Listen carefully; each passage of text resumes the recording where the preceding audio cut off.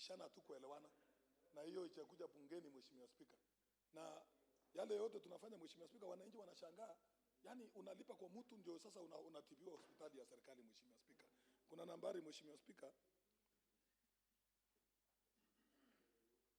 Mheshimiwa Spika, aje niombe dakika mbili ili utupashe habari ya kwamba kama sheria haijapitishwa hapa, inawezekana kazi imeanza pale, Mheshimiwa Spika, na haijakuwa.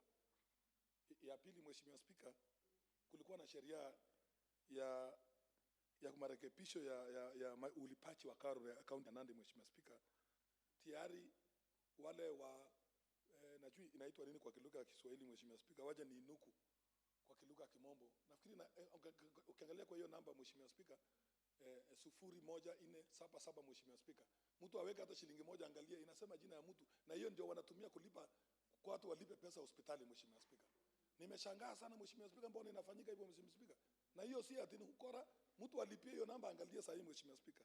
Ya pili, Mheshimiwa Spika, nikinuku fiscal planner, Mheshimiwa Spika, watu tayari wameanza kazi, wameanza kuambia watu kubadilisha shamba, kutaka kufanya biashara yoyote ama ukulima, tayari wameweka hiyo ushuru yenye hatujapitisha hapa, Mheshimiwa Spika. Mpaka nikashangaa, kwani bunge haina hesabu, Mheshimiwa Spika? Hiyo ndio ningependa kupata habari kwa ofisi yako kwamba watuambia kwamba kama mswada ama hoja haijapitishwa kwa hii bunge, inawezekanaje wananchi wameanza kutumia kule nje, Mheshimiwa Spika. Nikimalizia, Mheshimiwa Spika, hapa kaunti ya Nandi, Mheshimiwa Spika, wananchi wanalalamika ujenzi, watu wanataka kujenga kuleta maendeleo hapa kaunti ya Nandi kama Kapsabet, Mheshimiwa Spika. Wananchi wameambiwa kwamba hiyo pesa iko juu zaidi, na tayari sasa ukiangalia ile kama umenunua shamba ya milioni 3, Mheshimiwa Spika, nafikiri asilimia 30, Mheshimiwa Spika, unaona ni milioni 900. Wananchi hawana hiyo pesa. Ndio unaona tunashangaa nani nafaa kutuchorea mali ya kuweka makampuni, mali ya kujenga manyumba kwa nikinuku kwa Kilona na Mombo zoning, Mheshimiwa Spika. Ni kaunti ya Nandi. Wananchi wameumia kulipa hiyo pesa, Mheshimiwa Spika. Veronica, Mheshimiwa, mwenyewe anakuja na watu yake, wamefunga maendeleo kila mahali. Nafikiri wabunge wameona, wabunge wa Nandi wameangalia yale inafanyika kaunti ya Nandi. Ukiandika imeandikwa PNP, unajua hiyo maneno imeleta shida, Mheshimiwa Spika, imesimamishwa. Na tayari ukiangalia kaunti ya Uasin Gishu inaendelea, kaunti ya wapi inaendelea. Sisi hapa kaunti ya Nandi wananchi watafanya namna gani, Mheshimiwa Spika? Ndio ningependa kuuliza, kama hatujapitisha sheria, inawezekanaje iendelee huko nje na sheria hatujapitisha hapa, Mheshimiwa Spika? Asante sana, Mheshimiwa Spika. Honorable, I think there are two matters Honorable Fred has raised. One on fiscal planning, number two on the issue of the FIF bill. Honorable Sanga, what is the status? Because I remember last time the matter was not conclusive. We did not adopt. What became of the FIF bill? It's just to be tabled here because it is already at the clerk's office. So what I would ask that before we can be able to, as your committee health, once you convene your committee meeting, first thing I would ask that you proceed to Kapsabet referral and the facilities and get back as soon as possible, because it will be unfair for the citizens to be told to pay, and that's how it becomes an audit query. Because even if it is 10 shillings that you are paying outside the county coffers, that becomes an audit query. The FIF bill was primarily meant to be able to give them 60% or some sort of autonomy, which all of us were for since 2017. And it will only be fair until when the law is there. The moment there is no law, it becomes an abused process. What will stop me from giving out my number or my phone number or pay bill number and I'm paid? So that's something you need to pick up. Then on fiscal planning, Honorable Robert Kirwa, I think as a chair Lance, that issue Honorable Fred has raised, it has been recurring every single day. I don't know whether we've ever summoned the team from Lance, including the fiscal planner. There was a time the matter was referred to the committee of the whole house. How soon would you be able to pick it up as a chair Lance? Mheshimiwa Spika. Yes, Honorable Fred. Pia ningependa kuchulisha bunge ya kwamba ile kampuni inafanya upatilishaji wa hiyo shamba ni ya mtu, Mheshimiwa Spika. Kaunti ya Nandi nashangaa. Unalipa mtu 50,000 wa kupatilishie ndio ulipe serikali tena, Mheshimiwa Spika. Na hiyo kitu ingekuwa tayari ilikuwa imechorwa, lakini kuletwa kwa hii bunge tupitishe hajawahi letwa, Mheshimiwa Spika. Ndio ningependa kuambia Mheshimiwa, hata yeye mwenyewe anajua, nafikiri yeye tu hajashika laini, hakuwa amefikiria kuleta, lakini yeye hata yeye amechomeka, anajua. Honorable Robert Kirwa. Asante sana Mheshimiwa Spika.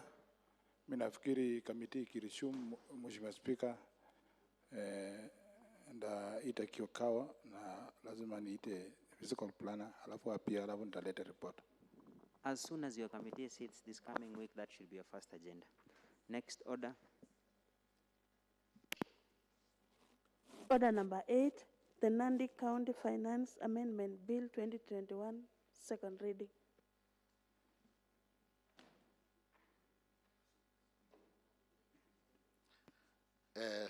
Thank you, Honorable Speaker.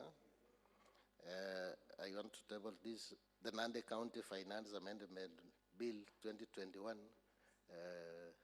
second reading, Honorable Speaker.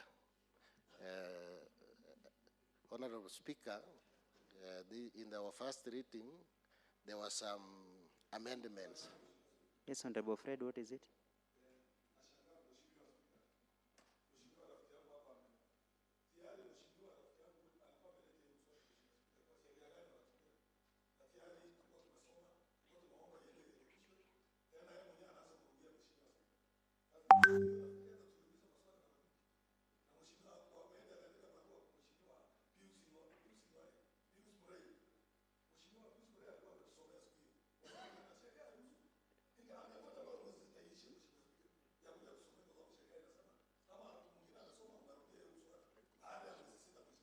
Honorable Fred, let me consult whether second reading had. Honorable Gideon?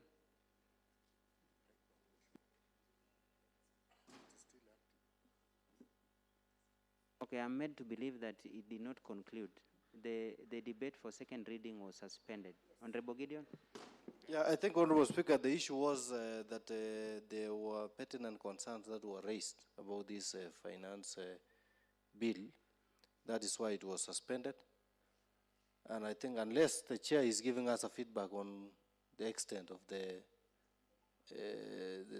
much issues that were raised, it will not be right for the chair to still move the motion once again. Now that it was formally before the House, it was moved and I think seconded, and it was at the stage of discussion. So what we need is a feedback on the issues raised, whether those has been addressed, so that we can conclude. Maybe now it will be amendment, because amendment of amendments, because this is a finance bill, amendment of the finance bill, and there were issues raised on the same. Before I can allow the chair, just take a seat, Honorable Ngetich. Mheshimiwa, wacha nipata Honorable habari Ngetich, kwako. take a seat first. Wacha nipata habari kwako Mheshimiwa Yes, Speaker. Honorable Fred. Nafikiri kulingana na kipengele 57 Mheshimiwa Speaker, kama mswada yote imeletwa hapa na imeidhinishwa Mheshimiwa Speaker, hiyo mswada haitakuwa ya mwenye alileta hiyo bunge, itakuwa ni mswada ya bunge Mheshimiwa Speaker. Na nafikiri itakuwa kwa ofisi yako Mheshimiwa Speaker. Yale Mheshimiwa anafanya yote Mheshimiwa Speaker ni kinyume ya sheria Mheshimiwa Speaker. Kwa sababu kipengele ni wazi. Hauwezi ngoje, na sheria inasema saa ile Mheshimiwa ameleta yote, kama ingeidhinishwa siku hiyo ingeanguka Mheshimiwa Speaker, lakini iliidhinishwa na nafikiri hiyo mswada ilienda sisi tulijadiliana na tukuelewana kulingana na yale mambo ilikuwa ndani. Saa hii Mheshimiwa Speaker, yeye mwenyewe analeta hiyo mswada tena na anasema ya kwamba ati pengine yeye mwenyewe amekuwa. Mheshimiwa Speaker, ningependa kwa ofisi yako tuambie, utusomee hiyo kipengele inasema namna gani, kwa sababu lazima tuelewane. Honorable Ngetich, before I can, the chair had come to my office and had raised the issue. Let me just finish. Take a seat, Honorable Ngetich. Honorable Gideon is right about the amendments, and I think Honorable Kipkurui also mentioned it. There are amendments, but as a committee chair, the chair mentioned that he has not received the amendments. So there's still a problem there. Before Honorable Chair can come back, Honorable Kipkurui. Thank you, Honorable Speaker. First, Honorable Speaker, is to take the first opportunity in this floor of the House for the first time this calendar year, Honorable Speaker, to wish everyone a happy new year, Honorable Speaker, and that, Honorable Speaker, to remind ourselves that this year being the year that the Lord has made for all of us to face the electorate, Honorable Speaker, that I want to wish everyone, Honorable Speaker, all the best as we start the journey of campaigning afresh, Honorable Speaker, to seek to be re-elected, and those who are going for higher offices, and those who are abandoning the war, Honorable Speaker, wish everyone all the best, Honorable Speaker. And of course, Honorable Speaker, this year, we wish to rename this year the year of William Samoei Ruto as the president of this country, Honorable Speaker. And we wish him all the best, Honorable Speaker. And we commit that we will be doing all that it takes to ensure and pray to the heavens that he be the president of this country as the 5th president of the country, Honorable Speaker. That said, Honorable Speaker, I would want to, on the issue at hand, Honorable Speaker, this matter came before the House, and it was clear that we feel ashamed of the Committee of Finance, that they cannot process any document, knowing very well how sensitive their committee is, Honorable Speaker. And on that particular day, Honorable Speaker, the amendments that were proposed were too serious that we could not proceed to the next step of the processing of the bill. And Honorable Speaker, it was clarified, and the committee was given an opportunity to call for a kamukunji, for members to condense and harmonize. In fact, the word that we were using, Honorable Speaker, was that the committee was to call for a kamukunji and for members to harmonize the issues which were raised, Honorable Speaker. As you speak, Honorable Speaker, I think members should be aware that the more the Finance Committee, which possibly, Honorable Speaker, is by design, are delaying to bring these amendments of finance bill, is so that the members of public will continue to be charged and revenue to be collected improperly and unlawfully, Honorable Speaker. So, Honorable Speaker, I think the business, when we hear the chairman saying that there are no amendments he received, can he even have taken or seized the amendments that were proposed in the floor of the House, beside any other amendment? Because there were serious amendments that were proposed in the floor of the House. And, Honorable Speaker, when we come to this Honorable House, the plenary sittings, whenever we have raised issues, if I have raised issues and the chairman is here and the committee are here, I don't need to go back to that committee again to raise the same issues. No. They have seized the matters and the issues that have been raised in the floor. And in fact, the question would be, fine, when they went back, can they share with us the minutes of their meetings that said the reason why this bill has not progressed is because these issues were raised? They cannot, because even if today I challenge them again, they cannot show us any minute of any meeting that they've ever sat. Honorable Speaker, so I think, Honorable Speaker, the best thing to do, Honorable Speaker, I would suggest that so that we can progress, because again, we have a responsibility to serve the citizens of this country and of this county, Honorable Speaker. I suggest that this matter be suspended for another 1 hour, Honorable Speaker, so that we can caucus. Let us be able to help this committee. If they cannot do their work, let us help them. We caucus in a Kamkunji briefly for 1 hour, and then we come back to the floor of the House, because, Honorable Speaker, we have the committee of the whole which is coming, where we are going to be able to process the amendments that we wish to be considered in this bill. I so request, Honorable Speaker. Honorable Fred, before I can allow, Chair, you'll be the last to respond. You'll be the last to respond. I'll give you the last chance. Let them finish the two. Uchulishaji, Mheshimiwa Spika. Yes, Honorable Fred.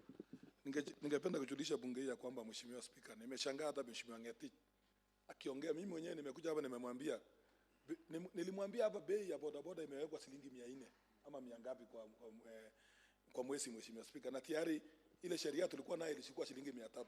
Ya pili, Mheshimiwa rafiki yangu kutoka Kabiet aliongea kuhusu wale watu yake wanafanya biashara kule Kabiet, wanadaiwa shilingi 7,000 kama hapa Kapsabet. Mheshimiwa Spika, alikuwa ameomba irekebisho. Kama hakupata marekebisho na hiyo yetu, ilikuwaje, Mheshimiwa Spika? Ni unaona tunashangaa Mheshimiwa vile anaongea. Lazima tuelewane ya kwamba ile vitu tunapitisha hapa ni yale tunaenda kuumia mashinani, na yeye mwenyewe ataomba kura na atasikia vile wananchi watasema.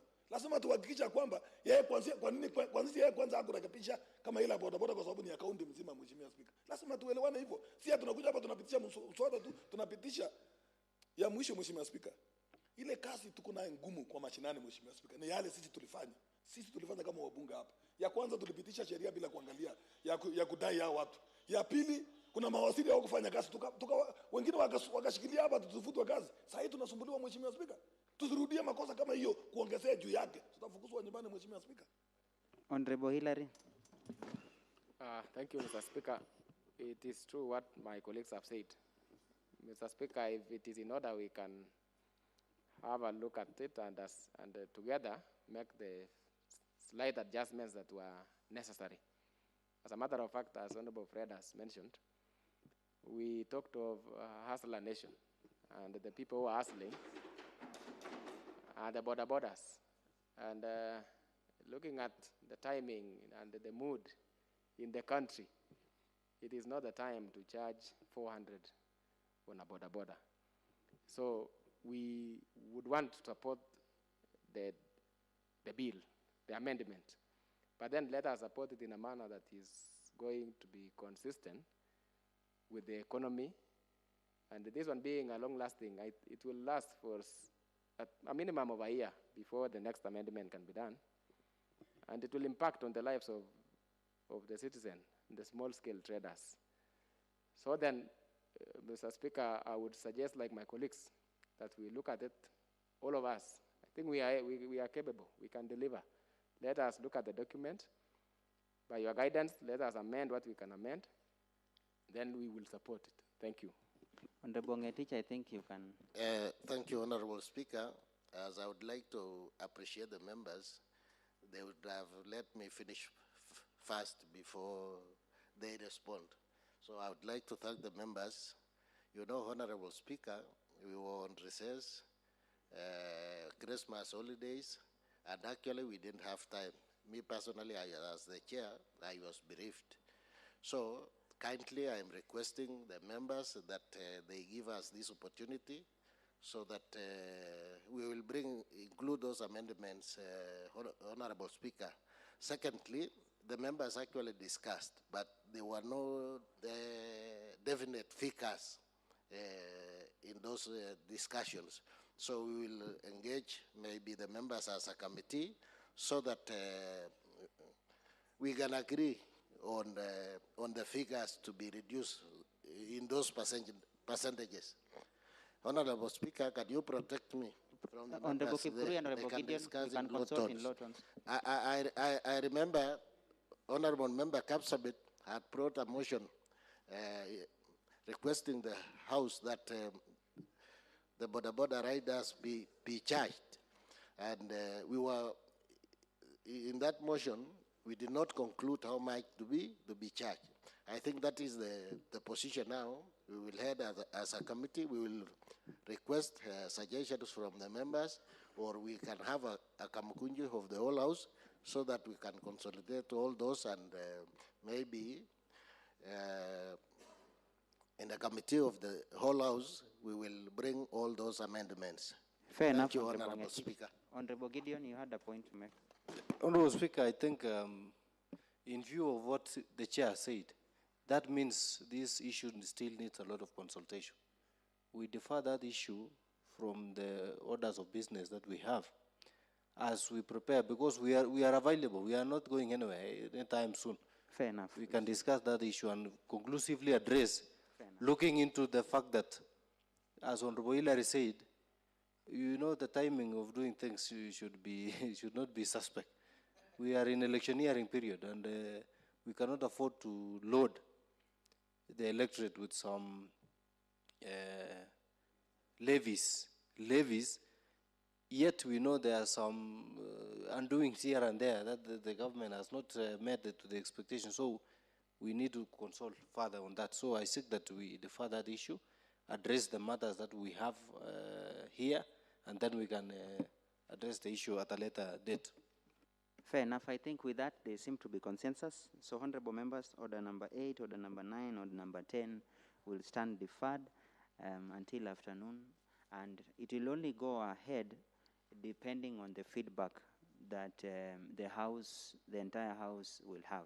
If you can have a consensus, that is when we can proceed. Second reading will only happen after there seem to be consensus and there's a feedback. Because I've seen the order paper, not the order paper, 5th session of November 17th. Members had contributed, and as per the notion here, it was said the motion was deferred until these amendments have been brought. So I will defer until you are able to come back to the House. Honorable Fred? Not after now. Any other question, Honorable Fred? Mheshimiwa Speaker, unajua hiyo ningependa usongeshe kwa sababu si leo saa 8 Mheshimiwa Speaker, kwa sababu lazima tuongee na wale wananchi wana biashara, kwa sababu hiyo ndio imeleta shida. Unajua wala hawajasikia hiyo vita vile iko. Nafikiri hawajaelewana, kwa sababu lazima tuangalie. Naona hapa wakati corona ilikuwa, wengine hata wako na pesa ya public participation, lakini waliweka kwa simu, lakini hawakuuliza wananchi. Lazima tuende kwa wananchi tuwaulize, Mheshimiwa Speaker. No problem. Let it be part of your discussion. I have no problem. It will be, the chair will just report back to the House if there is any agreement. I want you to take note as to how the National Assembly has been working. When there's no agreement, you push. If you'll need a special session, Honorable Ngetich, a request is enough.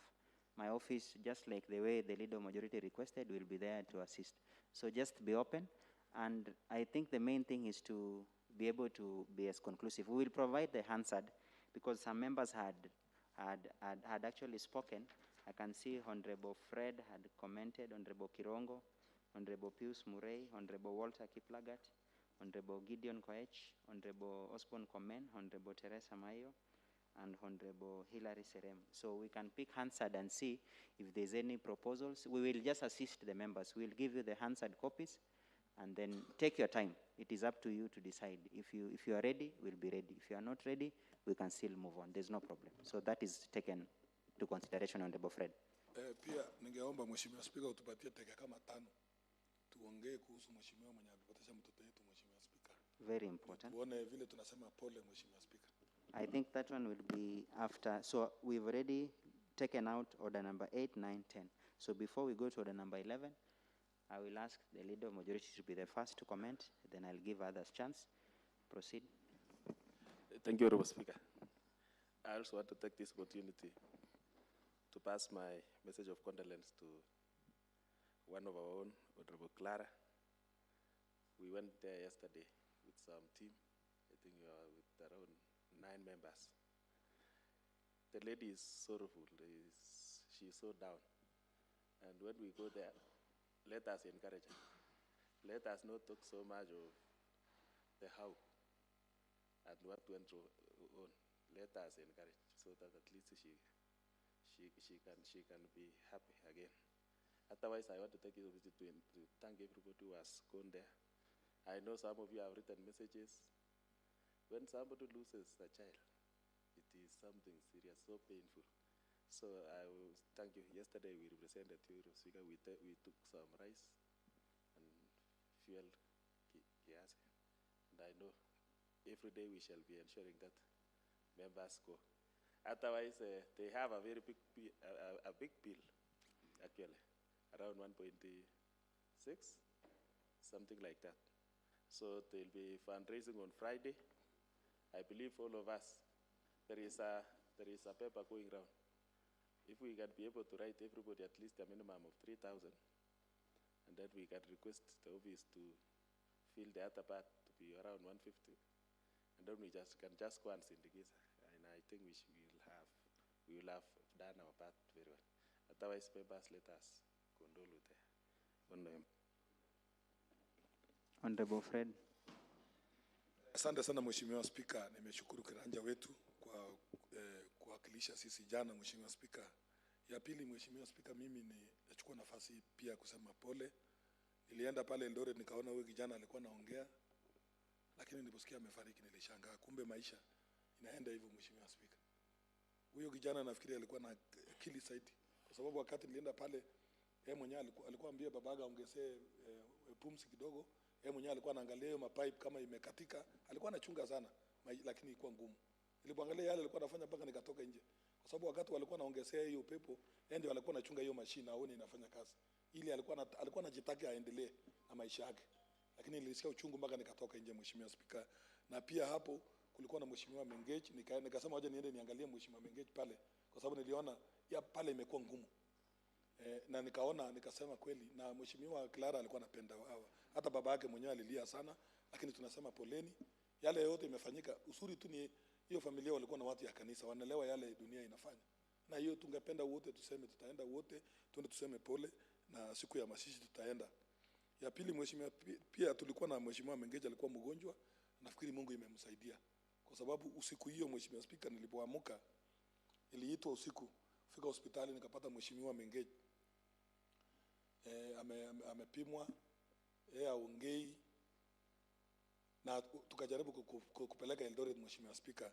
Na pia ningependa kuambia rafiki yangu kiranja wa matibabu ya kwamba yale yote inaongewa bure, ni bure, Mheshimiwa Spika. Msaidie Mheshimiwa Gavana. Kuna madaktari wanadanganya Mheshimiwa Gavana. Siku hiyo tulitafuta dawa sana. Mheshimiwa Gavana ako na akili, ana roho sana ya kufanya hiyo kazi, lakini ni ngumu. Yeye kazi yote yenye anaongea na danganywa.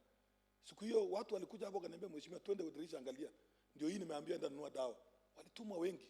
mpaka tukanyamaza, si kuongea kwa sababu ni pamoja na mimi ni mheshimiwa hapo hospitali. Ile maneno wanaongea yote wanadanganya sisi na mheshimiwa gavana ya kwamba kuna dawa hii mashine inafanya. Mheshimiwa Mengeja alipelekwa Eldoret kwa sababu hiyo mashine haikuwa inafanya kazi.